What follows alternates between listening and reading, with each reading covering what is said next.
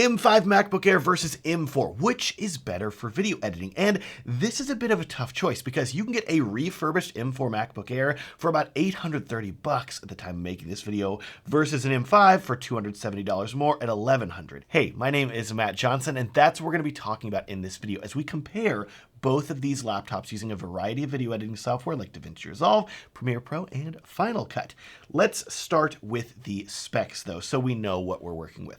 For context, I have an M4 MacBook Air here that I purchased myself in March 2024 for $1,200, which came with an upgraded 512GB SSD, 16 gigs of memory, and a 10-core M4 chip. Side note, if you want to see my full review of this laptop as well as all of my other laptop reviews, I will link to them down in the video description. In the other corner now, we have the newer M5 MacBook Air, which I also purchased myself because I wanted a larger SSD. So this one comes with 1 terabyte of storage, but still 16 gigs of memory and a 10-core M5 chip. These are very similar machines overall, but I do want to point out that if you go with the base model of M5 MacBook Air for $1,100, it does come with a 512GB SSD, up from 256GB base on the M4 MacBook Air that I found for $830. Getting right into the comparison, then looking at the screen, the ports, the keyboard, the touchpad, all of this is virtually identical between both of these machines. The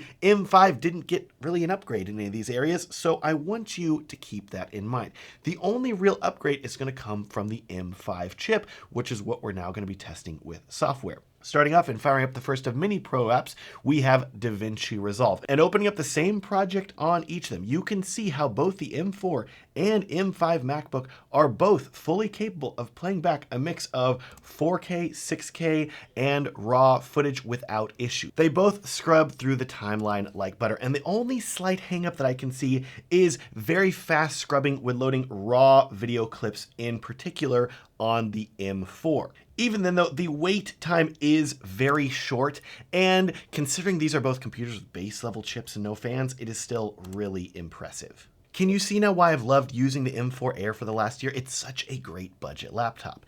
Next, let's talk about AI video editing tools, because Blackmagic keeps adding AI-powered effects to DaVinci Resolve, and Apple upgraded the M5's GPU with neural accelerators for each GPU core that make it significantly better at AI workloads than previous models. Loading up Resolve's new AI Face Age Transformer tool on both laptops, the M4 is quite slow to scrub through this footage here, where it'll load, but it kind of takes a second and it's got a bit of lag to it. But it is noticeably faster on the M5. There's less lag, it's a more pleasant scrubbing experience, and while it's still not smooth enough to play back at a smooth frame rate, it still is a nice improvement over the M4. And it goes to show that if you're planning on doing more advanced editing with AI effects, you may want to consider a MacBook Pro with an M5 Pro or Max chip, which should play back even smoother. Next, we have export and render speeds, and this is really the biggest area where I experience a difference in video editing between these two machines. I want you to keep in mind that both the M4 and M5 MacBook Airs have the same amount of video hardware encoders and decoders between them, but the M5 has upgraded encoders which are faster. Exporting the same 10-minute video we were just scrubbing through, the M4 MacBook Air took 5 minutes and 18 seconds, while the M5 took only 4 minutes and 15 seconds, over a minute faster. So the M5 is roughly 25% faster than the M4, which is a fantastic performance leap in only 1 year. This also lines up with Apple's claims about the M5 having a 30% faster GPU and 10% faster multi-core performance.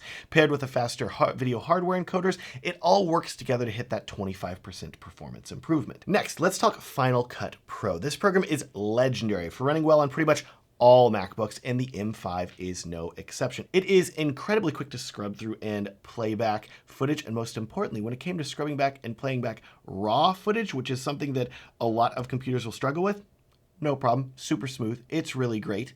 But I have to tell you too, guess what? The M4 MacBook Pro, also basically flawless in this regard. Ultra smooth playback, it's really good at even RAW footage, there's really no hangups, it's a fantastic machine too. In regards to render speeds, the M5 was able to render this video in 3 minutes and 33 seconds, over 17% faster than the 4 minutes and 10 seconds it took with the M4 MacBook Air.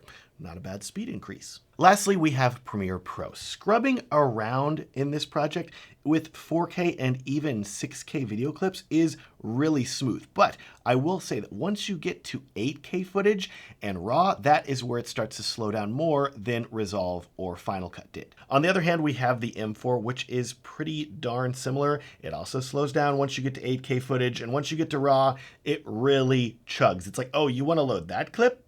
Are you sure? What about this other clip? Well, hold on.